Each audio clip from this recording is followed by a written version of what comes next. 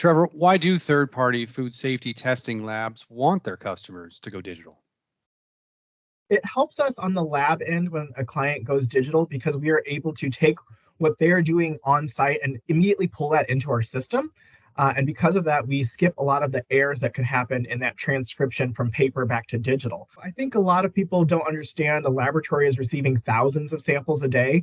And out of those thousands of samples a day, we can be getting hundreds from a particular client or just a couple of them. But if one thing doesn't match up with what we receive, so if we receive a sample analysis request form that has 5 samples and we receive 6, we kind of have to stop processing those samples completely until we figure out what's going on. Or if the labels don't match up or they're not labeled correctly, that kind of stops that entire process from going forward. Mislabeling or mismatched labels to what we receive for a request form and what we actually receive in that cooler is probably the biggest hurdle that we face in the laboratory and getting things started day to day. Speaking as a consultant, it works really well when people are digital or using a digital platform because it keeps all your data kind of centralized in one place.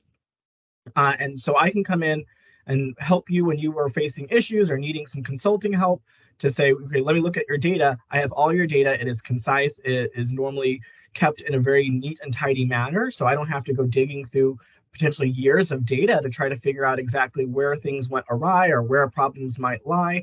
I have everything on a digital side to say, yes, I have some of this information, and some of the groundwork is often already there from using a digital platform. It can start telling you where your hotspots are, where your concerns are. And if you're not using a digital platform, that means I have to go through and do that groundwork and say, okay, here are the areas where I think you have hotspots. Here's your problems.